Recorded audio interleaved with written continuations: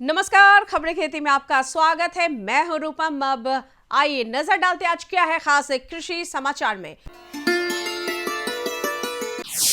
किसानों तक त्वरित सूचना पहुंचाने के लिए बिहार कृषि रेडियो की गई शुरुआत। अब प्रदेश के गांवों में भी संरक्षित होंगे अनाज के आधार बीज। मक्का की फसल को फॉल आर्मीवॉर्म कीट से बचाएं किसान। और अब खबर विस्तार से। अब प्रदेश के किसानों को अनाज के आधार पर बीज के लिए अधिक मशक्कत नहीं करनी होगी। उन्हें यह आधार बीज अपने ही गांव में उपलब्ध हो जाएंगे। कृषि विभाग ने इसके लिए व्यापक कार्य योजना तैयार कर दी है। इसके तहत अब गांव में ही अनाज के आधार बीज का संरक्षण होगा। विशेषकर गेहूं और धान के आधार बीज गांव में ही संरक्षित किए जाएंगे। कृषि विभाग की इस नई योजना के अनुसार लगभग 90,000 किसानों को इस योजना में शामिल किया जाएगा। इन्हें 90% तक का अनुदान भी दिया जाएगा। हर गांव से 2-2 किसान का चयन कर इस योजना के लिए किया गया है, जिन्हें आधार बीज के संरक्षण की जिम्मेदारी दी जाएगी। प्रदेश में 45,103 गांव हैं और अब हर गांव में बीज संरक्षण का कार्य होगा। भविष्य में किसानों की संख्या बढ़ाई जाएगी और नए किसानों को भी योजना में शामिल किया जाएगा। कृषि विभाग का लक्ष्य है कि किसानों को बीज के लिए बिल्कुल भटकना ना पड़े, उन्हें उनके ही गांव में बीज उपलब्ध कराया जा सके। किसान भाइयों, प्रदेश में पिछले कुछ वर्षों से मक्का की फसल पर फॉल आर्मीवॉर्म कीट का प्रकोप लगातार देखा जा रहा है। फॉल आर्मीवॉर्म कीट के लार्वा हरे, जैतून, हल्के गुलाबी या भूरे रंगों में दिखाई देते हैं। मक्का की फसल को इस कीट से बचाने के लिए और पर्याप्त उत्पादन लेने के लिए इस कीट का नियंत्रण बेहद ही जरूरी है। इसके लिए किसान भाई मक्का फसल पर स्पेनोटोरम 11.7% SC 0.5 मिलीलीटर 1 लीटर पानी की दर से घोलकर छिड़काव अवश्य करें। ध्यान रखें कि कीटनाशकों के स्प्रे के 48 घंटे बाद ही खेत में प्रवेश करें। मवेशियों को कम से कम 1 महीने तक छिड़काव वाले खेत में चराई करने से अवश्य रोकें। फसल की बुवाई के तुरंत बाद पक्षियों के बैठने के लिए पक्षी बैठक का प्रयोग करने से फसल की सुरक्षा कुछ हद तक होती है।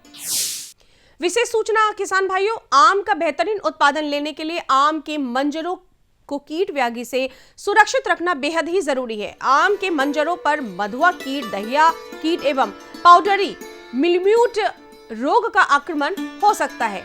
इससे सुरक्षा के लिए 3 छिड़काव अवश्य करना चाहिए। पहला छिड़काव मंजर आने से पहले संपूर्ण वृक्ष पर करें। दूसरा छिड़काव मंजरों में सरसों के बराबर दाना लग जाने पर करें और आम के टिकोले जब मटर के दाने के बराबर हो जाते हैं तब आप अपने खेतों में तीसरा छिड़काव करना बिल्कुल ना भूलें। छिड़काव के लिए आप इमिडाक्लोप्रिड 17.8 SL 1 मिलीलीटर प्रति 3 लीटर पानी में घोल मिलाकर प्रयोग करें। फफूंद से फसल को बचाने के लिए सल्फर 80% घुलनशील चूर्ण 3 ग्राम प्रति लीटर पानी में घोल बनाकर छिड़काव करें। अधिक जानकारी के लिए किसान कॉल सेंटर के टोल फ्री नंबर 1800100155 पर आप कॉल कर सकते हैं। खबरें खेती में आज आपकी मुलाकात वैशाली जिले के फरीदपुर गांव के सफल किसान चिरंजीव से। चिरंजीव बीन्स की खेती कर रहे हैं। इनका कहना है कि बीन्स कम समय में बेहतर मुनाफा देने वाली फसल है। चिरंजीव जैविक खाद से ही खेती करते हैं और इनका तजुर्बा है कि जैविक खाद से लागत कम और फलन भी ज्यादा और मुनाफा भी काफी अच्छा प्राप्त होता है। प्रदेश के कृषि मंत्री मंगल पांडे ने बीते दिनों कृषि भवन मीठापुर में बिहार कृषि रेडियो का उद्घाटन किया। इस अवसर पर कृषि मंत्री ने कहा कि किसानों तक कृषि से संबंधित तमाम जानकारी दी जानी सुनिश्चित की जाए और सूचनाओं को सही समय पर त्वरित गति के साथ पहुंचाने के लिए ही बिहार कृषि रेडियो की शुरुआत की गई है। इसका उद्देश्य किसानों की लागत कम करते हुए उत्पादकता को बढ़ाना है। रेडियो बीते कई दशकों से किसानों और ग्रामीण समुदायों के लिए सबसे विश्वसनीय और प्रभावी माध्यम बना हुआ है। कृषि मंत्री ने कहा कि बिहार कृषि रेडियो आधुनिक तकनीक और अत्याधुनिक प्रसारण उपकरणों से सुसज्जित है, जिसे राज्य के किसानों को सूचना और ज्ञान के क्षेत्र में सशक्त बनाने के लिए तैयार किया गया है। यह एक डिजिटल रेडियो सेवा है जिसे प्ले स्टोर और ऐप स्टोर से आसानी से डाउनलोड किया जा सकता है। यह एप्लीकेशन बिहार के किसानों की जरूरतों को ध्यान में रखते हुए तैयार किया गया है, जो कृषि संबंधित सलाह और सरकारी योजनाओं की जानकारी को त्वरित और प्रभावशाली तरीके से उपलब्ध कराएगा। किसान इन सामग्रियों को किसी भी समय कहीं से भी देख और सुन सकेंगे। यह सेवा न केवल स्मार्टफोन पर बल्कि विभाग की आधिकारिक वेबसाइट और लोकप्रिय प्लेटफॉर्म रेडियो गार्डन पर भी लाइव सुनी जा सकेगी। इस नए किसान रेडियो केंद्र के माध्यम से हम बिहार के किसानों को वो हर प्रकार की जानकारी देंगे जिसे किसान की जरूरत होगी। मौसम के अनुसार, चाहे वह रबी का मौसम हो, खरीफ का मौसम हो या गर्मा का मौसम हो, उन मौसमों में किस प्रकार की खेती, कैसी खेती करनी चाहिए, खेती के लिए क्या क्या आवश्यक सूचनाएं उस वक्त देनी हो। किसान भाइयों, बिहार कृषि विश्वविद्यालय सबौर ने मखाना की एक नई प्रजाति विकसित की है जिसका नाम है सबौर मखाना 1। मखाना के इस प्रभेद की उत्पादकता क्षमता 32 से 35 क्विंटल प्रति हेक्टेयर है और इसमें लाभा भी 55 से 60% मिलता है, जो उत्कृष्ट मखाने की पहचान है। इसलिए किसान भाइयों, अगर आप मखाना की खेती कर रहे हैं तो सबौर मखाना 1 प्रभेद को अवश्य अपनाएं। अन्य प्रभेदों की तुलना में इस प्रभेद का उत्पादन 10 से 12 क्विंटल प्रति हेक्टेयर से ज्यादा है, जिससे आपकी आमदनी काफी हद तक बढ़ सकती है। आइए अब एक नजर डालते हैं मंडी के ताजा भाव पर।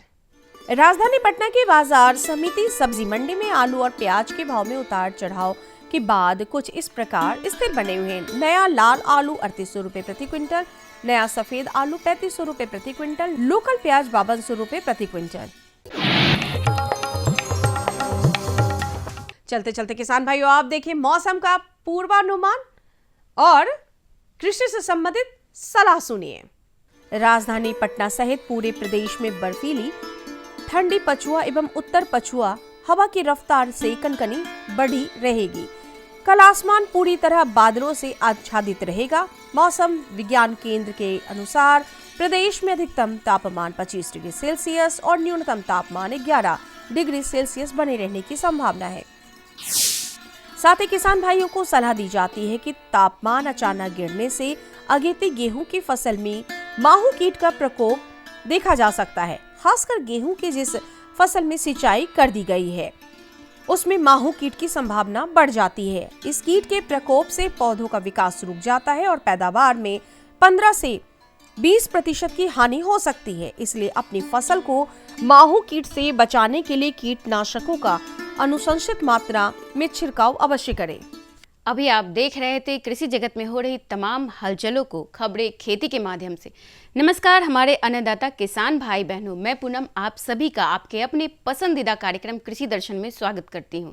किसान भाई बहनों, कृषि दर्शन कार्यक्रम के जरिए हम आपको खेती किसानी, पशुपालन और सरकार की योजनाओं की जानकारी आप तक पहुंचाते हैं और साथ ही आप में से ही एक ऐसे सफल किसान की कहानी आपको दिखाते रहते हैं समय समय पर। चूंकि अभी वक्त है एक छोटे से ब्रेक का, तो आप बने रहें हमारे साथ, कहीं मत जाइएगा।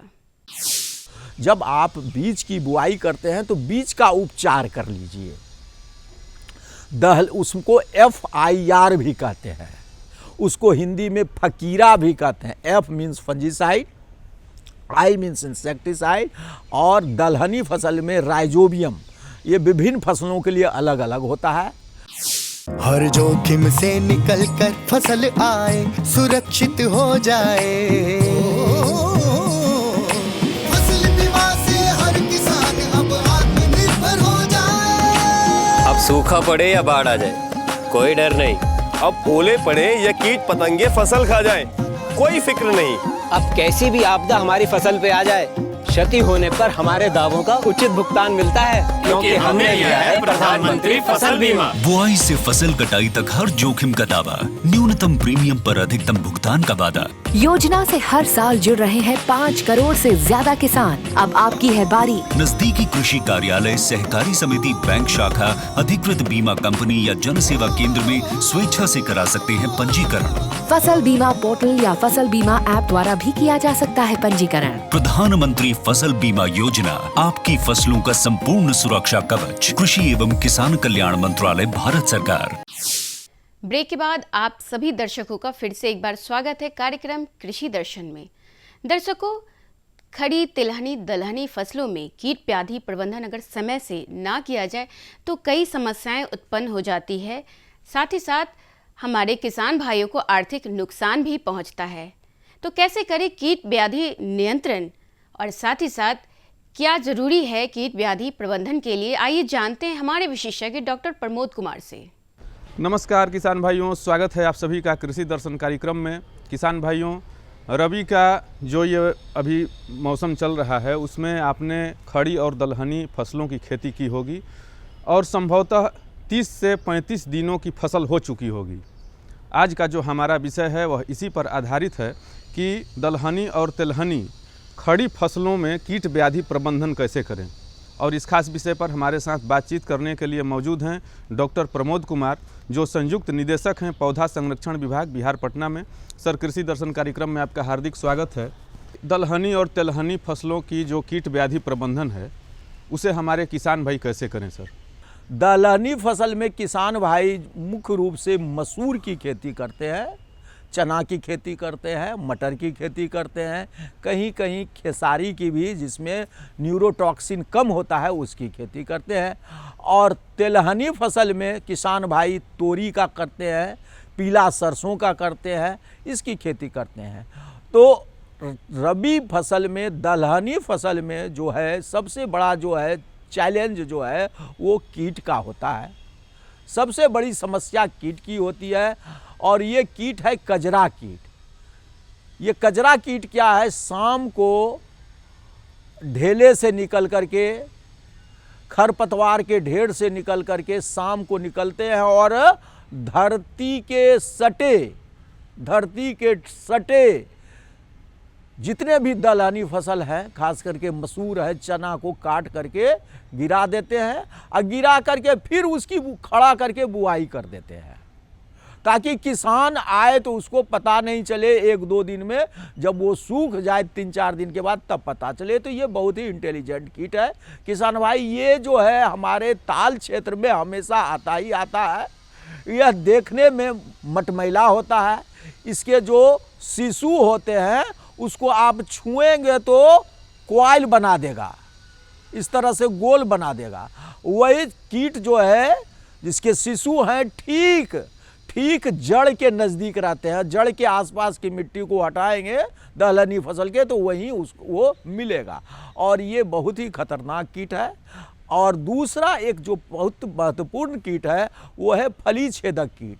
जब फली लगने लगेगा, जब दलहनी फसल में फल लगने लगेगा, चना में फल लगने लगेगा, मसूर में फल लगने लगेगा, तो वो फल को छेद करके, चना को छेद करके उसके अंदर के दाने को खाता है, जिसके बाद इससे काफ़ी क्षति होती है। तो ये 2 महत्वपूर्ण कीट जो हैं दलहनी फसल के हैं।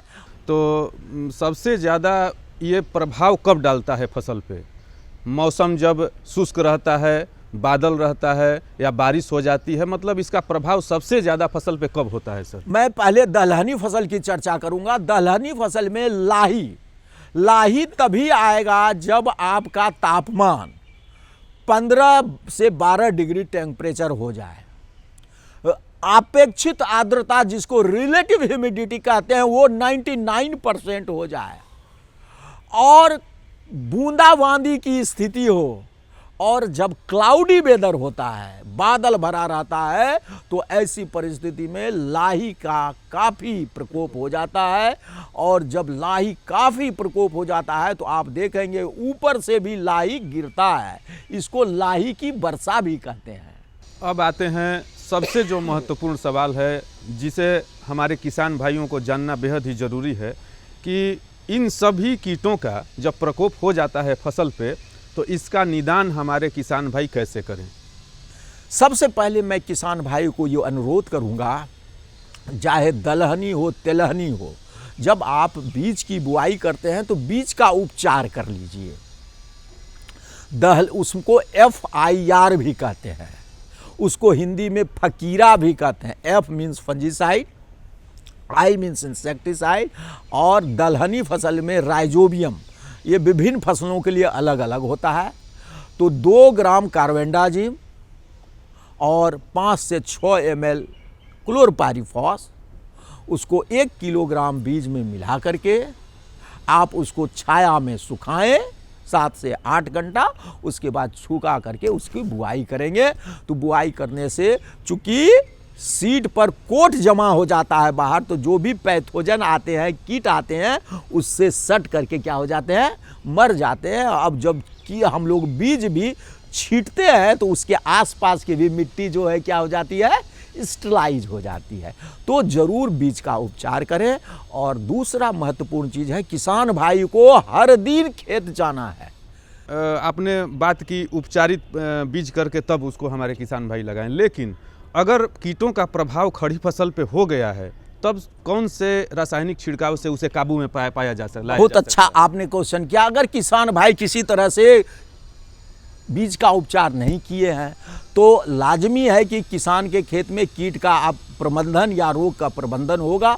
अगर कीट का प्रबंधन हो रहा है, जैसे लाही, सरसों में लाही का प्रकोप हो रहा है, तो इमिडाक्लोरोपिड 17.8 SL का 1 ml 3 लीटर पानी में मिला करके छिड़काव करेंगे तो लाही कीट का प्रकोप खत्म हो जाएगा। और जहाँ तक हमारा ये दलहनी फसल में फली छेदक और वो कजरा कीट का प्रकोप है, तो कजरा कीट के प्रबंधन के लिए शाम के समय चूंकि ये कीट बाहर निकलता है, खेत के चारों तरफ 0.4% फेनोवेलरेट डस्ट का भुरकाव करेंगे। भुरकाव करने के बाद जैसे ही कीट आएगा तो उसके प्रकोप से वो कीट मर जाएगा।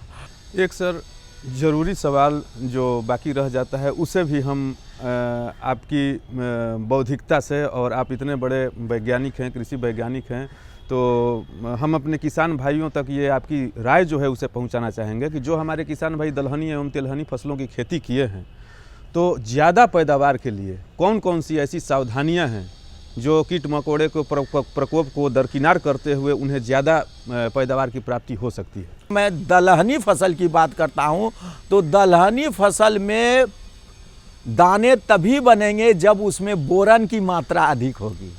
तो जरूर दलहनी फसल में जैसे ही फूल आता है, फूल आने के 10 दिन के बाद 3 ग्राम बोरन प्रति लीटर पानी में छिड़का कर 15 दिन के इंटरवल पर 2 बार छिड़काव करेंगे तो पुष्ट फसल दाना बनेंगे और उत्पादन भी अच्छा होगा। इतनी अच्छी और बेहतरीन जानकारी देने के लिए डॉक्टर साहब आपका हृदय से आभार।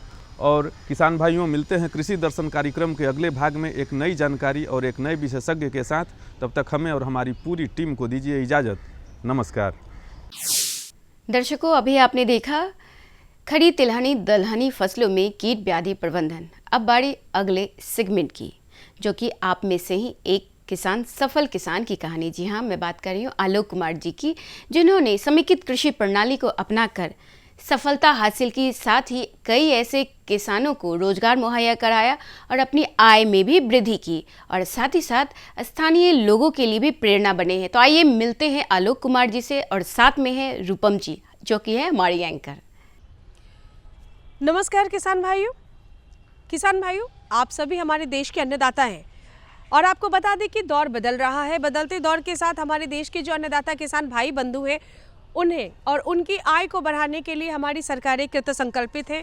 लगातार हमारे देश के माननीय प्रधानमंत्री जी की दूरगामी सोच कि समेकित कृषि प्रणाली को अपनाकर कैसे हमारे किसान अपने आय को बढ़ाएं और किसान यानी कृषि के सफ़र को आगे बढ़ाते हुए वे उद्यमी बने। बिल्कुल इसी का जीता जागता उदाहरण के तौर पर सीतामढ़ी के हमारे बीच आलोक कुमार जी हैं, जो कि लगातार कृषि कार्यों को करते हुए अब उद्यमशीलता से जुड़ चुके हैं। आलोक जी, आपका कृषि दर्शन कार्यक्रम में बहुत बहुत स्वागत है।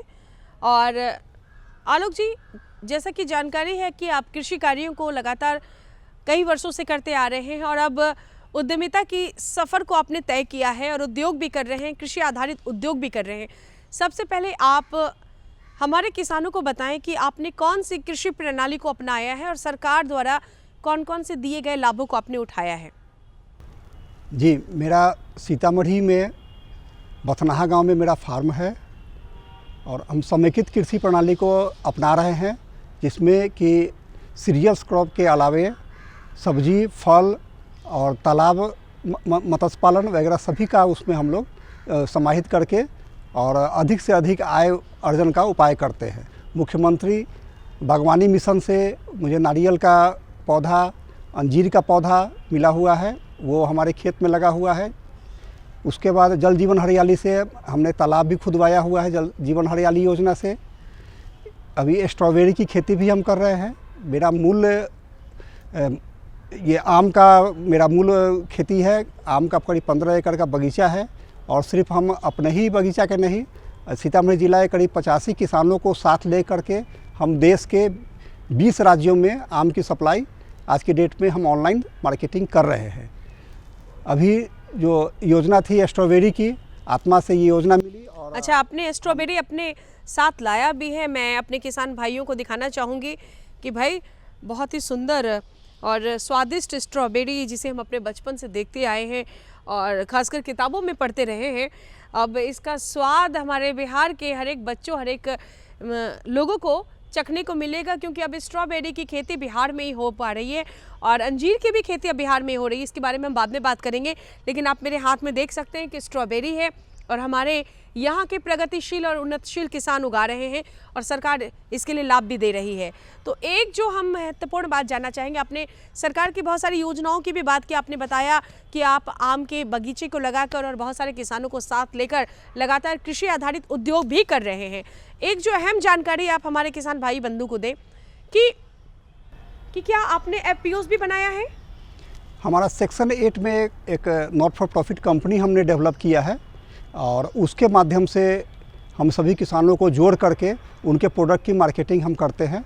मेरा मूल उद्देश्य है कि किसानों को जो सामान की बिक्री नहीं होती है उस पर हम कंसंट्रेट करते हैं। किसान सामान उगावें और बिक्री की चिंता ना करें, और उनके फल का, सब्जी का और मिलेट्स की भी खेती हम लोग करवा रहे हैं और मिलेट्स का भी मार्केटिंग के लिए हम लोग पूरी तरह से प्रयास करते हैं और सरकार भी इसमें हमको पूरी तरह से सहयोग कर रही है। तो कौन कौन से प्रोडक्ट को आप बाज़ार में ला चुके हैं और उसकी पैकेजिंग का क्या सिस्टम है, वो आपके अंतर्राष्ट्रीय बाज़ारों के मानक दंड पर उतर रहा है, और आप अभी तक आप कहां-कहां उसे सप्लाई कर चुके हैं? हमारे किसानों को ज़रूर बताएं, क्योंकि हमारे किसान अब प्रगतिशील हो चुके हैं और उद्यमिता करना चाहते हैं। हमारा जो अपना खेत बागान फाउंडेशन नाम से हमारी संस्था है, जिसको हमने Federation of Indian Export Organisation FIO से भी मेंबरशिप लिया है और अपेडा का भी मेंबरशिप हमारे पास में है। इसके बाद FSSAI का लाइसेंस भी हमने ले रखा है, जिसे कोई भी फूड प्रोडक्ट को बेचने के लिए FSSAI का लाइसेंस सबसे आवश्यक होता है। और अभी हम रोज़गार डेवलपमेंट के लिए ग्रामीण महिलाओं को स्वरोजगार हो, इसके लिए हाथ से कुटा और पीसा हुआ आटा, गम्हरी का चावल, कोदो का चावल वगैरह को हम लोग इस्तेमाल करते हैं। उनसे जो हमारी ग्रामीण महिलाएं हैं वो हाथ से बनाती हुई सामान सब बनाती हैं, उनको हम लोग और ऑनलाइन मार्केटिंग उसके करते हैं। आप लगातार मिलेट्स की भी बात कर रहे हैं, तो क्योंकि हमारे जो देश की सरकार है और बिहार की सरकार है वो लगातार कोशिश कर रही है कि मिलेट्स को बढ़ावा दिया जाए, और कोविड काल में मिलेट्स की महत्ता को हमने बखूबी समझा है। तो मिलेट्स पर बिहार में क्या काम हुए हैं और आपने अब तक कितने लोगों को मिलेट्स के लिए ट्रेनिंग किया, कौन कौन से प्रोडक्ट बाजार में आ चुके हैं? जी, मिलेट्स में कि जब बात हम करते हैं तो सिर्फ हम लोग मड़ुआ तत्काल में उगा रहे थे। पहले हमारे पास कोदो, सामा, चीना, कौनी सब हम उगाते थे, लेकिन धीरे धीरे हमारे किसान उसको छोड़ दिए और सिर्फ मड़ुआ पर ही आश्रित हो गए थे। लेकिन अभी सरकार ने भी, बिहार सरकार कृषि विभाग ने भी पूरा प्रयास किया, तो मड़ुआ के अलावा बाजरा, ज्वार की भी खेती सीतामढ़ी में हो रही है। हम लोग कौनी, सामा, चीना, कोदो की भी खेती करा रहे हैं और ये खेती बड़े पैमाने पर हो रही है। विभाग इसमें योगदान भी दे रही है, किसानों को प्रेरित कर रही है, और हम उसका हाथ से, क्योंकि उसकी मशीन प्रोसेसिंग की बहुत महंगी आ रही है, तो अभी हम लोग हाथ से ही प्रोसेस करवा करके, और जैसे पुराने ज़माने में कोदो का चावल निकालता था उस तरह से ही हम अपने महिलाओं को ट्रेनिंग दे करके, जो बुजुर्ग महिलाएं हैं, जो कला लुप्त होती जा रही थी ये सब निकालने की, वो बुजुर्ग महिलाओं से थोड़ा नई महिलाएं सीख भी रही, नई महिलाएं हमारी वो सीख रही हैं, और ये लुप्त नहीं होगी हमारी कला, वो आगे बढ़ती चली जाएगी। क्या बात है। एक तरीके से हम कह सकते हैं कि जो हमारी विरासत है वो नई पीढ़ी को के माध्यम से, महिलाओं के माध्यम से हस्तांतरित भी किया जा रहा है। और हमारी जो अपनी चक्की का आटा, जिसे जाता का आटा जिसे महिलाएं पीसा करती थी, और जाते में वापस पीसा हुआ भोजन हम सबके थाली में पुनः मौजूद हो रहा है। ग्रामीण परिवेश की जो बहुत ही सुंदर खुशबू है वो हमारे थालियों में फिर से बिखेर रही है। तो एक जो महत्वपूर्ण संदेश होगा, हम चाहेंगे हमारे दर्शकों को, आप चलते चलते आलोक जी, क्योंकि आप प्रगतिशील किसान हैं और लगातार कृषि विभाग और साथ ही साथ हमारे जो उद्योग, क्योंकि आपका जो खास सफ़र है वो कृषि से होते हुए उद्योग का सफ़र है, तो हमारे किसानों को आप क्या संदेश देंगे? खेती में आप सब आदमी जुड़ें और सामूहिक रूप से खेती करें और समेकित कृषि करें। खेत का एक एक इंच यूटिलाइजेशन किया जा सकता है। जैसे हम अपने खेत के मेड़ पर केला लगा दिए, साइड में हम नींबू लगा सकते हैं। इस तरह से करके हम खेत के एक एक इंच का उपयोग करेंगे और अधिक से अधिक आय का सृजन करेंगे। तो पूर्ण रूपेण हमको खेती पर आकर के इसको एक व्यवसाय के रूप में लेते हुए अगर हम इस पर काम करते हैं तो ये बहुत ही लाभदायक कृषि है। आलोक जी, बहुत सुंदर संदेश है कि कृषि बहुत लाभदायक है। जब आप कृषि को अपनाते हैं, एक उद्योग धंधे के रूप में अपनाते हैं, सिर्फ कृषि करना मकसद नहीं होना चाहिए, बल्कि कृषि को उद्योग का रूप देने की आवश्यकता है। बहुत अच्छी सोच है और बहुत अच्छा काम कर रहे हैं। आपका बहुत बहुत धन्यवाद दूरदर्शन की पूरी टीम की ओर से। दर्शकों, दौर बदल रहा है। बदलते दौर के साथ तकनीकों को अपनाना जहां बहुत ज़रूरी है, वहीं कृषि में यंत्रों का इस्तेमाल भी प्रतिदिन बढ़ता चला जा रहा है। और साथ ही जलवायु परिवर्तन के जिस दौर से हम गुजर रहे हैं, वैसी स्थिति में आवश्यकता है समेकित कृषि प्रणाली को अपनाने की, उन्नत कृषि प्रणाली को अपनाने की। तभी आप कृषि आधारित उद्योग धंधों को करके अपनी आय को न सिर्फ दोगुनी, बल्कि आप समृद्धि के साथ निरंतर आगे बढ़ते चले जाएंगे। बिल्कुल ऐसे ही सफल किसान से हम अगले अंक में आपको फिर मिल पाएंगे। तब तक के लिए हमें और हमारी पूरी टीम को दीजिए इजाज़त। नमस्कार। अभी आपने जाना तिलहनी दलहनी फसलों में कीट व्याधि प्रबंधन और साथ ही आप में से ही एक सफल किसान की कहानी। अब वक्त हो चला है आपसे विदा लेने का। अगले अंक में हम फिर हाजिर होंगे ऐसे ही कुछ नई और खास जानकारियों के साथ। तब मुझे और पूरी कृषि दर्शन टीम को दे इजाज़त। नमस्कार। हमारा पता है कृषि दर्शन, कमरा नंबर 203, द्वारा केंद्र निदेशक, दूरदर्शन केंद्र पटना, फ्रेजर रोड, पटना।